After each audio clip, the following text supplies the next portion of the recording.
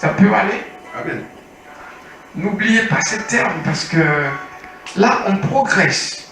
Et il faut savoir expliquer les choses. Ok?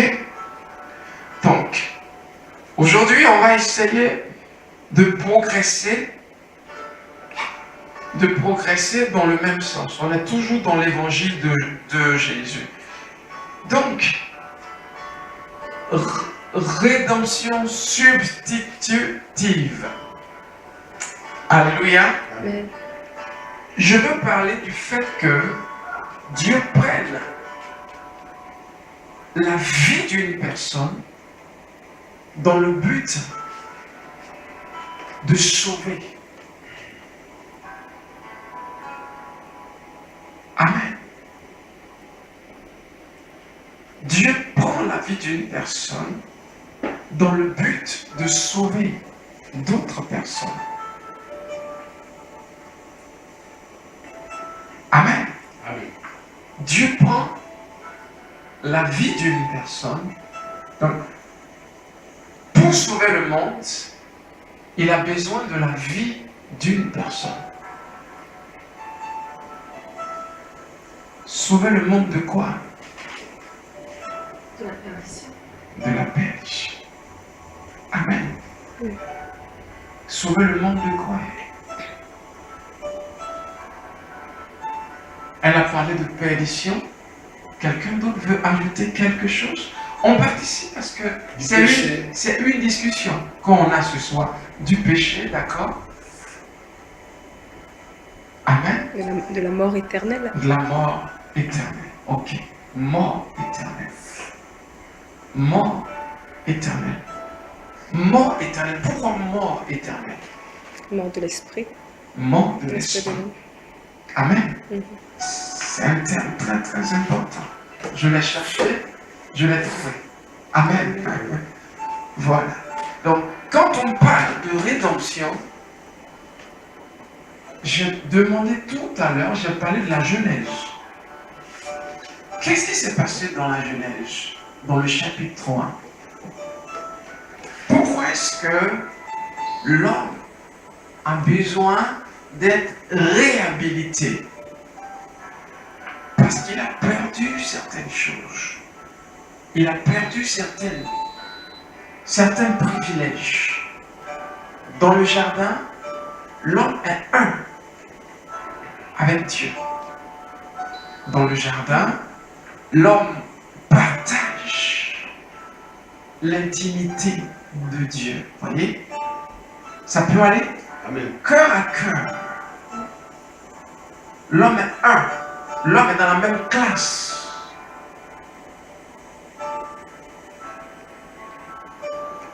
On parle de rédemption quand cette harmonie se perd. Vous me suivez?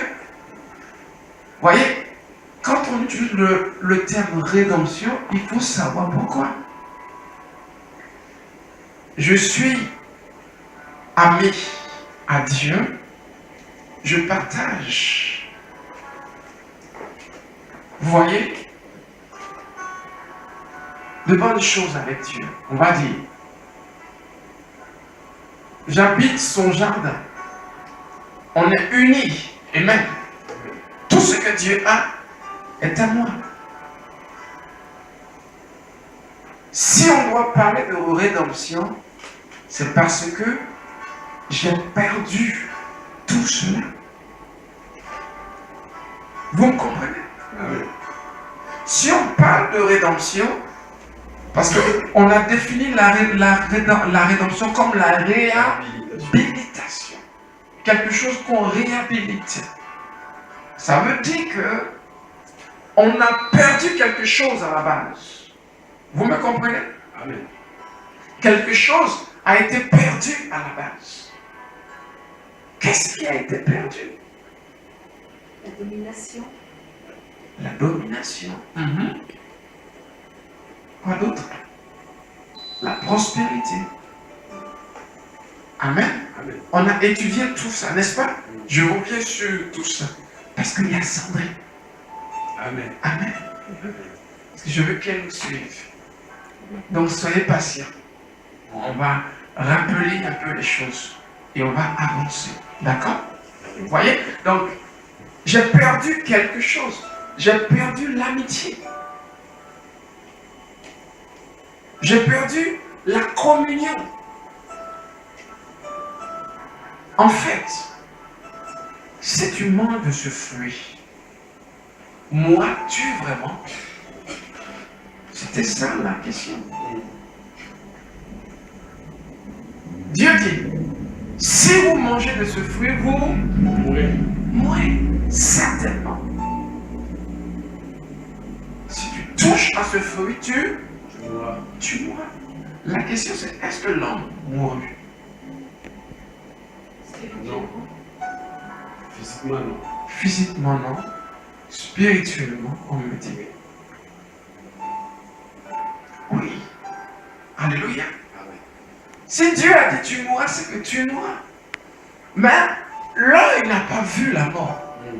Parce que la mort dont il s'agissait était la mort de l'esprit. Votre esprit mourut. Vous me comprenez? Qu'est-ce que le diable a fait pour être diable? Il s'est rebellé contre Dieu.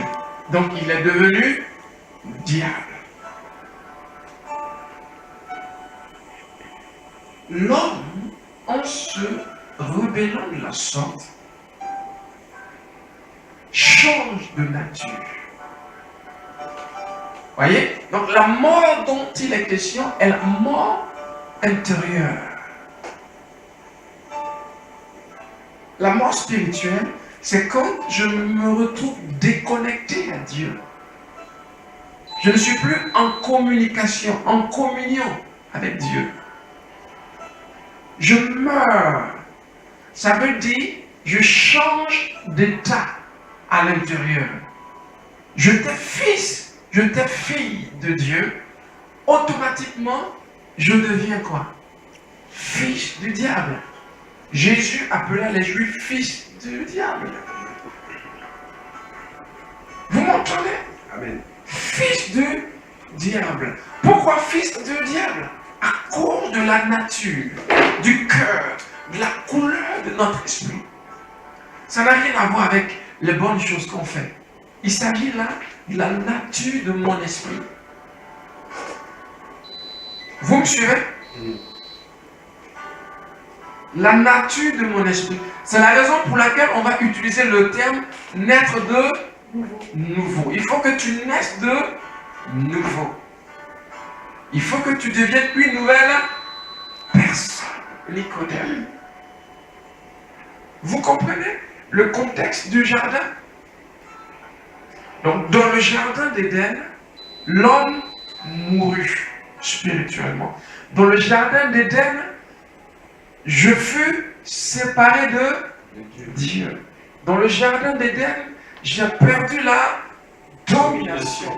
Dans le jardin d'Éden, je suis devenu pauvre. Dans le jardin d'Éden, amen. Amen. L'homme fut perdu. Alors, ce n'est pas parce que tu es ingénieur que tu diras que tout va bien. Amen. Il ne s'agit pas de ton cerveau. Il s'agit de ton esprit. Comment tu vas, mon frère? Sois béni. Comment va ton bras? En forme. En forme. Amen. Gloire à Jésus. Amen. Amen. Gloire. C'est un témoignage. Amen. Amen. Sois béni, mon frère. Amen. Donc, dans le jardin, c'est ce qui se passa. L'homme a tout perdu. Il est devenu fils du diable. Fils du diable. Il est devenu victime. Celui qui avait reçu l'autorité pour dominer les situations, les challenges, est devenu victime des challenges. Vous comprenez? Il n'a plus de pouvoir pour se défendre. Chez nous, on ne prêche pas la religion. on prêche la réalité du christianisme. Amen. Voyez, il ne s'agit pas seulement d'aller au ciel, mais pourquoi je suis sur la terre? Ça compte aux yeux de Dieu. Je suis sur la terre pour exprimer la sagesse de Dieu, selon le livre d'Éphésiens 3:10, à travers ta vie. Amen. Amen. Voir la gloire de Dieu se manifester. Amen. À travers ta vie, voir la puissance de Dieu se manifester. Amen. Voilà comment est-ce que la Bible définit le chrétien. Donc ne croyez pas que ce qui compte c'est de croire dans mon cœur. Non, ça n'intéresse pas Dieu. La justice de Dieu, c'est notre capacité à dominer. Créons l'homme et qu'il Domine. domine. Je domine sur les challenges. Amen. Amen. Regardez la parole de Josué et de Caleb. La Bible dit qu'ils sont venus d'un certain espionnage, d'accord? Et ils ont fait le compte rendu au peuple. Ils ont dit au peuple, voici ce que nous allons faire. Nous allons attaquer les géants, les fils de Goliath. Vous voyez, la Bible va utiliser certaines expressions telles que le pays dévore ses habitants. Vous savez ce que ça veut dire? Le peuple n'a pas eu peur en vain. Ça veut dire ces géants ont mangé la chair humaine. Voilà ce qui a effrayé Israël. Ce n'est pas le fait d'aller combattre. On n'a jamais vu des gens qui mangent la chair humaine. Si on y va, ils vont nous bouffer. Vous me comprenez? Amen. Alors, Israël a commencé à être effrayé. Israël a eu peur. Peur. De quoi? De la situation. Je veux tout simplement réviser l'expression que Caleb va utiliser. Il dit, si Dieu est avec nous, nous allons les vaincre. Ils n'ont plus d'ombrage. En d'autres termes, regardez, ils nous serviront de quoi? Quelqu'un s'en souvient? Pâture. Pâture. En d'autres termes, c'est de la bonne bouffe. Est-ce que vous me comprenez? Amen. Voilà l'esprit dans lequel Dieu nous veut. Dominant les challenges de la vie. Créant l'homme et qu'il Domine. c'est cette domination que tu vas perdre dans le jardin d'Éden. C'est cette domination qui va t'échapper. Alors, quand ça ne va pas, Dieu m'a abandonné. C'est ça? On commence à pleurer. Où est Dieu? Si tu es mon Père, réponds. Ça, c'est la prière des bébés. Bien. Les bébés prient comme ça. Quel est le thème pour bébé? Quel est le thème grec? Les pios. Comment? Dios. Népios. On l'a toujours dit ici. Mm. Népios. Ça veut dire incapable de parler. Amen.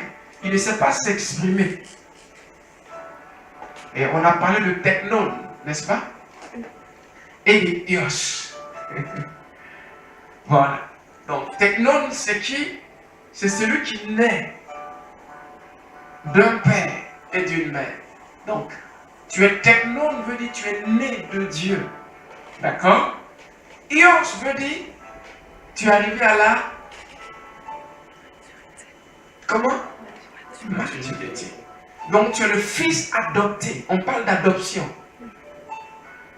Ceux-là, ils ne parlent plus, j'ai mal ici. Je me suis levé, mes reins, pasteur, et puis mes pieds étaient... Alléluia.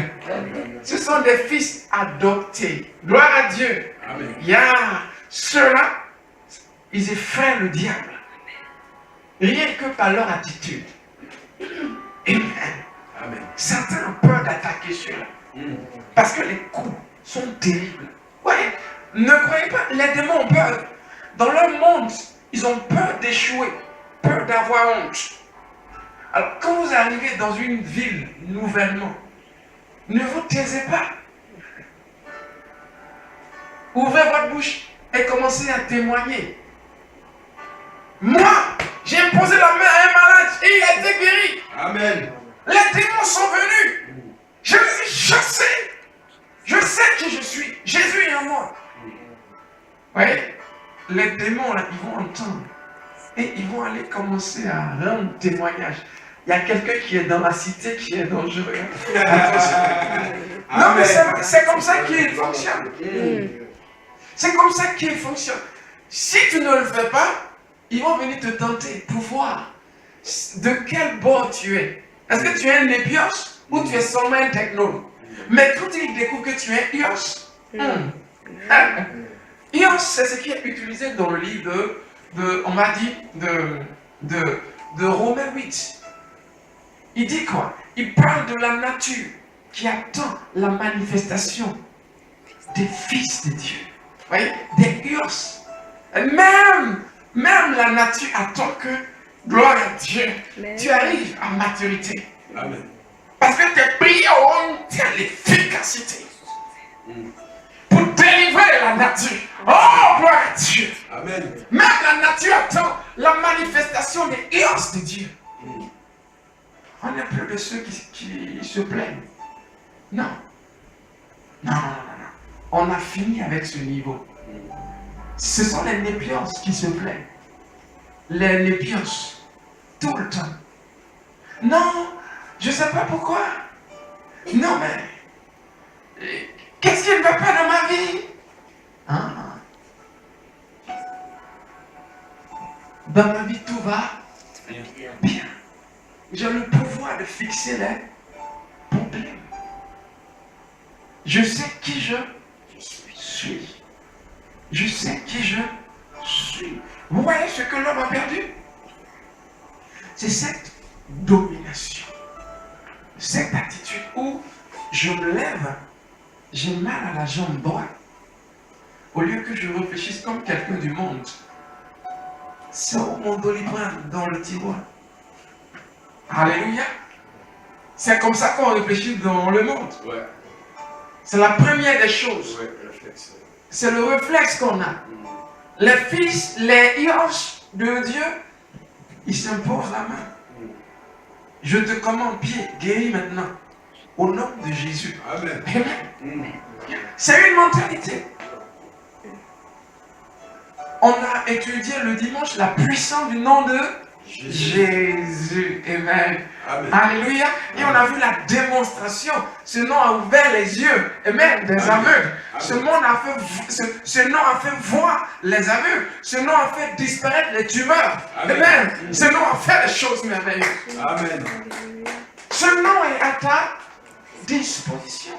Qu'est-ce que tu as fait?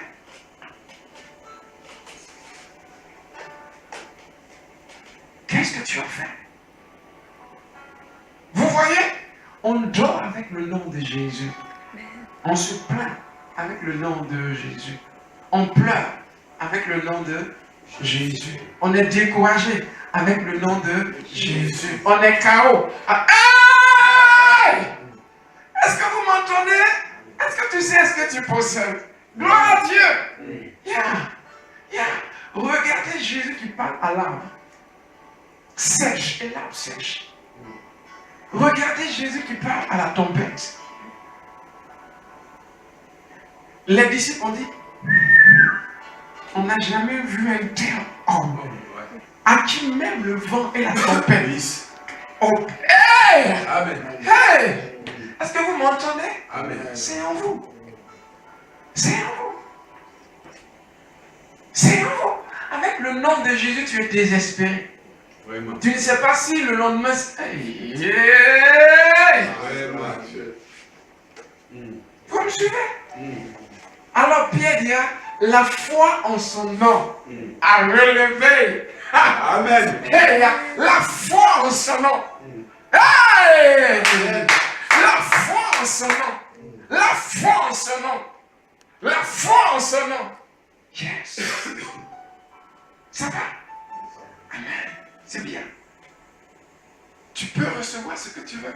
Amen. Amen. La foi en son nom. Tu y crois? Amen. La foi en son nom. Tu veux être le prochain sur la liste à te marier? Amen. La foi en son nom. Amen. Après moi. Bien. La foi en son nom. La foi en son nom. Amen. La foi en son nom. La foi en son nom. Vous voyez ce qu'on a perdu? C'est pour juste vous donner une idée. Domination. Oui, je lisais le livre de Rois, de Chroniques. Et la Bible parlait des hommes de David. Avec un bâton, il terrasse toute une armée. Où est-ce que vous avez vu ça?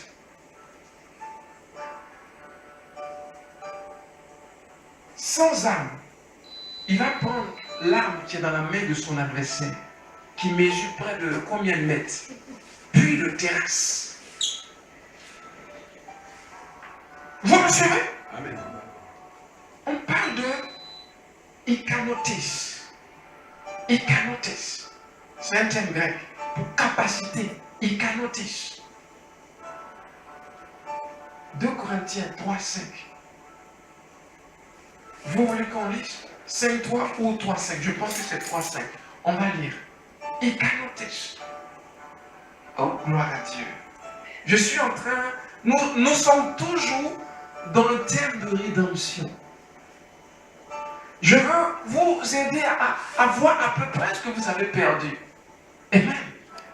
On y va? Mhm. 3-5. Mhm. Ce n'est pas à dire que nous soyons par nous-mêmes capables de concevoir quelque chose comme venant de nous-mêmes. Mhm. Notre capacité, au contraire, vient de Dieu. Notre cap. Vous voyez ce que ça veut dire? Ça veut dire, ce qui bouge en toi, c'est la force de Dieu. Amen. C'est ça pourquoi je prie tout par celui qui me fortifie. Amen.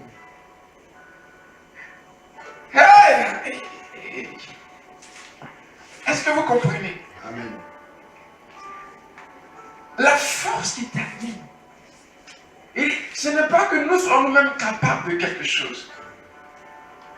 Mais nous nous trouvons en train de fonctionner avec la dimension, la force qui vient de Dieu. En d'autres termes, une certaine force transcende le moyen. Transcende. Oh, je me vois porter. Il n'y a rien que je ne puisse faire. Rien. Rien. Je peux tout par celui qui me Fortifie. Est-ce que tu peux penser comme ça?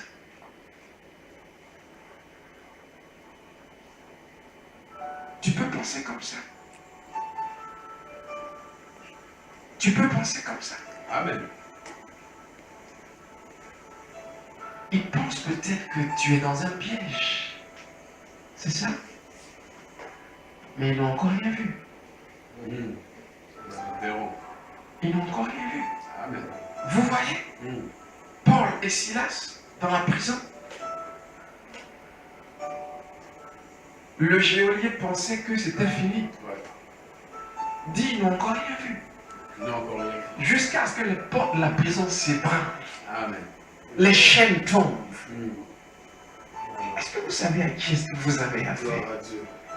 Vous avez affaire à la nouvelle création. Amen. Ils vont être surpris. Quand ils se réveillent, tu es parti.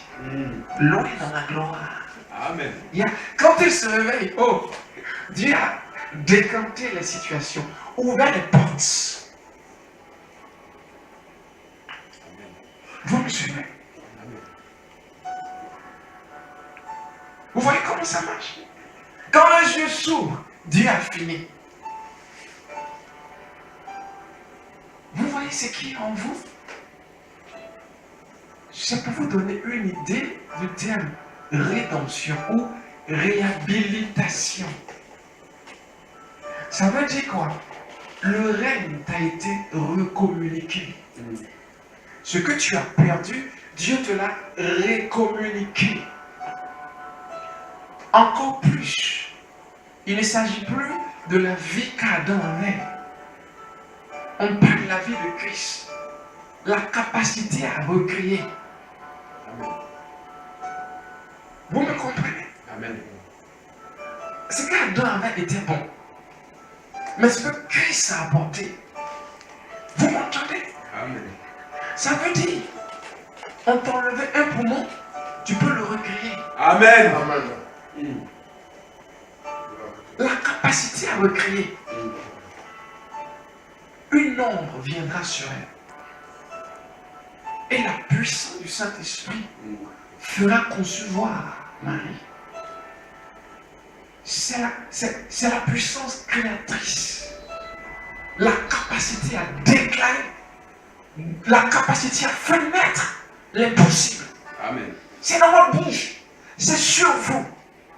C'est ça le christianisme. Amen. C'est pas une vie où on pleure tout le temps. Victime, moi, c'est fini. C'était avant. Maintenant, je sais qui je suis. Amen. Vous voyez, quand on parle de rédemption, c'est ça. Réhabilitation. Ça veut dire, je suis rétabli dans la dimension où on règne. Amen. Dans la dimension où on domine. Alléluia. Ça peut aller. Amen. Rédemption. Rachat. Voyez, quand on entend rédemption, on ne sait même pas ce que ça veut dire. C'est un problème quand même. Christ m'a racheté. Et qu'est-ce que je peux en faire? Vous voyez? Très souvent c'est ça. On sait que Christ m'a racheté, mais je ne sais pas quoi en faire. Qu'est-ce que j'en fais? Quel est le bénéfice? C'est que je suis rétabli dans ma position de règne. Amen. C'est quoi ton challenge?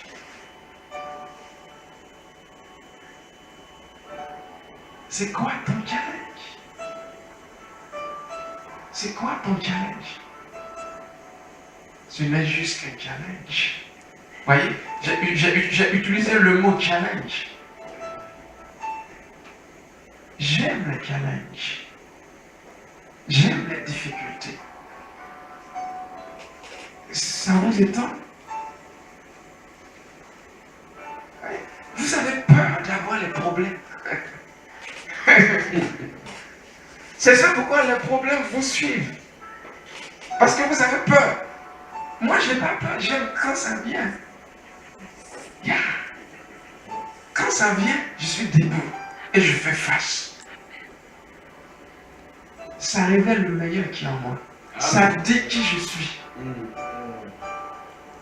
Mais vous fuyez les problèmes. Ce que je crains, c'est ce qui m'arrive. Ce que je redoute, c'est ce qui m'attend. Nous, les problèmes, on ouvre nos bras et on embrasse. Yeah. Amen. Vous me suivez? Chez nous, c'est comme ça on pense. J'étais avec Eric au téléphone hier et il me disait, pasteur, oui, chez nous, on ne t'accompagne pas dans ta maladie. Amen. On tue la maladie. Amen. Yeah. Amen. C'est comme ça on pense. Transfiguration. Amen. Et soyez renouvelés dans l'intelligence de vos pensées. Pensez différemment. Changez de méthode. Pensez différemment. Dans mon monde, amen, Amen. on accueille les problèmes. Yeah.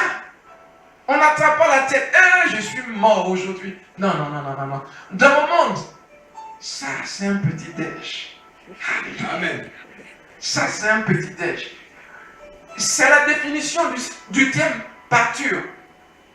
Ils nous serviront de pâture. Il dit, si Dieu est avec nous, ils nous serviront seulement de pâture.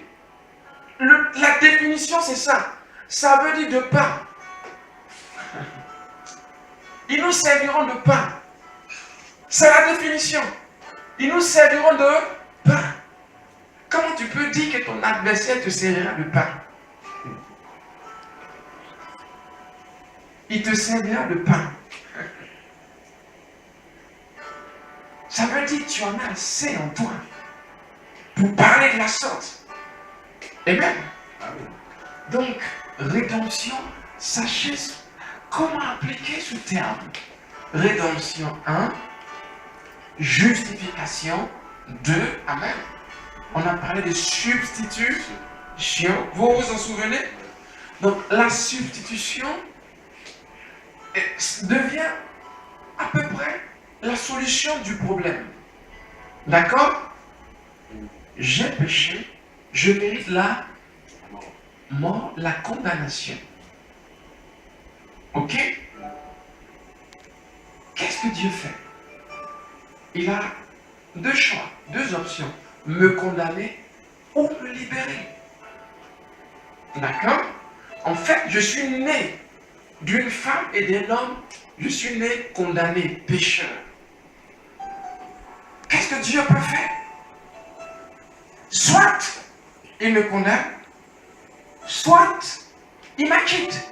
S'il m'acquitte, il perd sa qualité de Dieu saint. Il n'est plus juste, il n'est plus saint. Parce que le pécheur doit être condamné. Maintenant, Dieu dit, ok, j'aime les êtres humains. Qu'est-ce que je peux faire pour les sauver sans perdre ma qualité de Dieu saint et juste?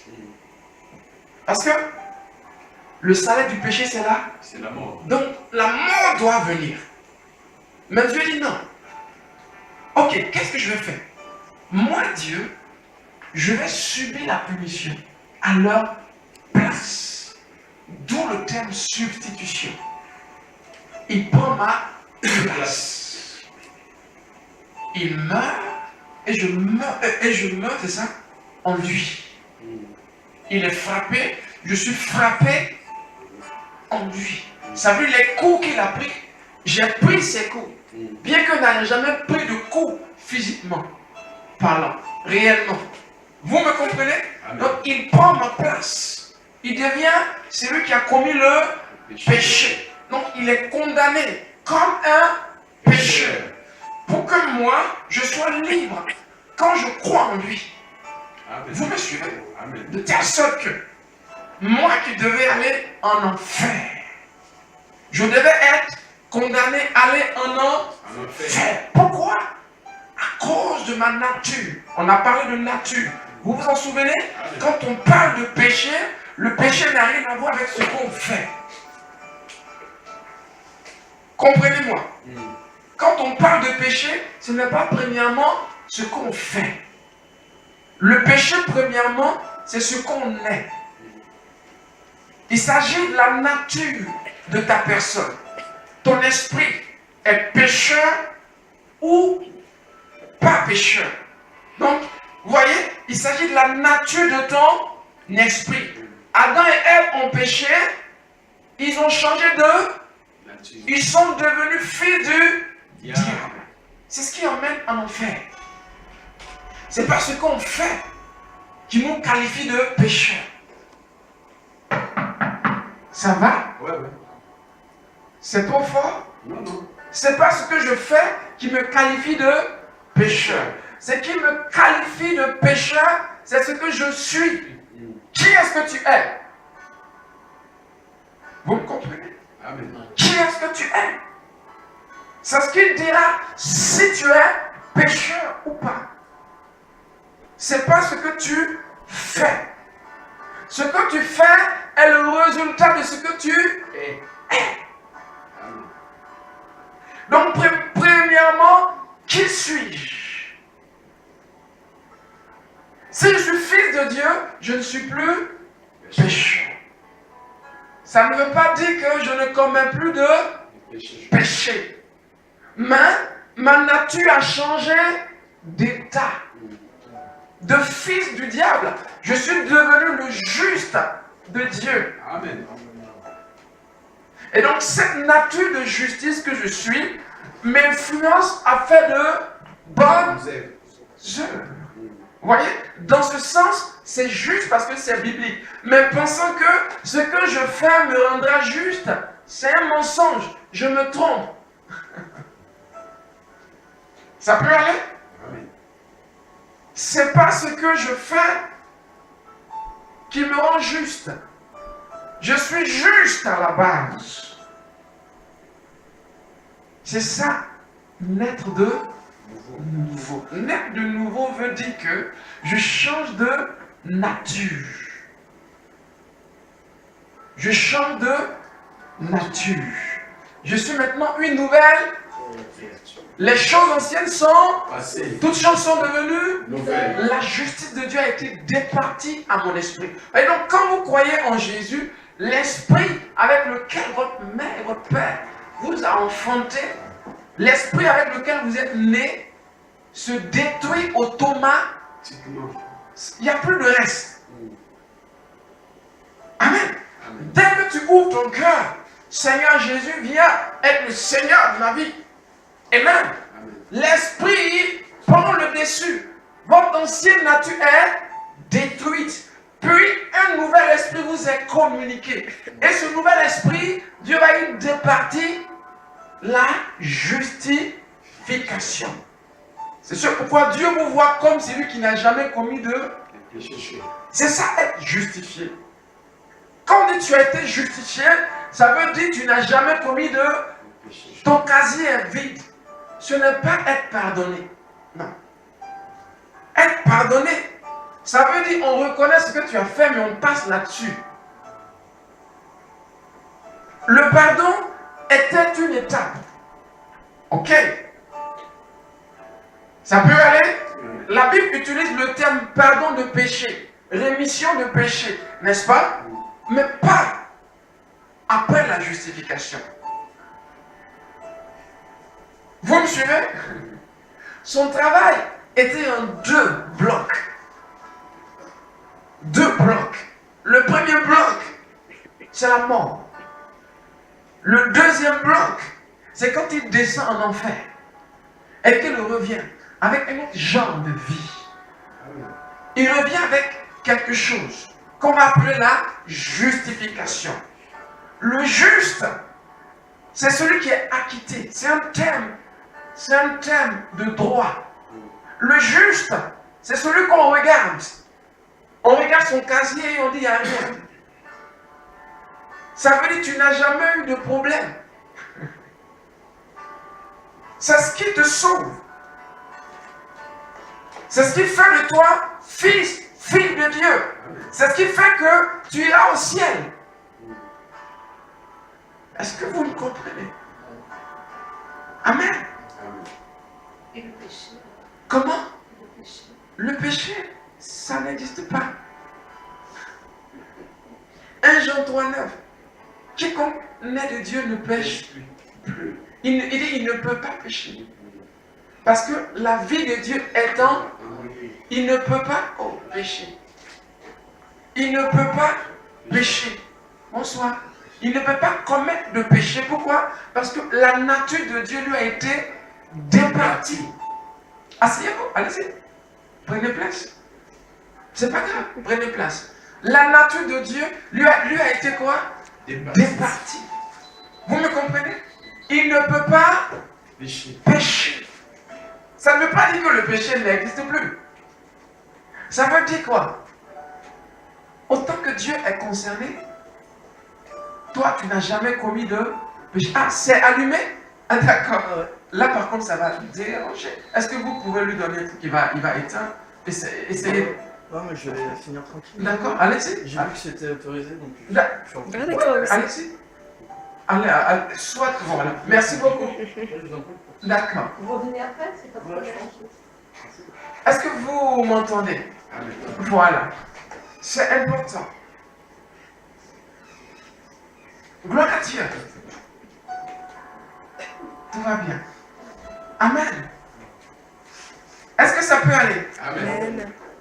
Gloire à Dieu. Amen. Amen. Amen, tout va bien. Tout va bien. On tend la main à... Amen. Oui, il n'y a pas de problème. Ça peut aller? Amen. Mais le péché, quand même, comment ça se passe? Comment ça se passe, c'est-à-dire? Bah, quand ça nous arrive de pécher, on demande pardon, on a dit. Oui, C'est ça. mais ça ne change pas qui est-ce que tu es. Oui, Ça ne fait pas de toi un pécheur. Quand on dit pécheur, c'est ta nature. C'est pas ce que tu fais. Si je suis pécheur, c'est que Christ n'a pas réussi à sa mission. C'est ça le truc. Il est venu pour enlever nos péchés. Donc changer notre nature. De nature de pécheur à nature de juste. Ça ne veut pas dire que tu ne commettras plus d'erreur. Tu ne commettras plus de péché. Il t'arrivera de te tromper. Parce qu'un enfant, quand il marche, il tombe. D'accord? Dieu est conscient de ça. Et il se relève. 7 fois le juste tombe. Et 7 fois, Il se relève. il se relève. Mais Dieu ne le qualifie pas de pécheur. Il reste juste. Parce que son cœur, sa nature dit tout de lui. Amen. Ça peut aller? Amen. Dans cette position, Satan a peur de vous. Voici ce qui fait que Satan a peur. Parce que non seulement la justice en vous pousse à poser de bonnes actions, de bonnes œuvres, mais la justice, oh gloire à Dieu, Amen.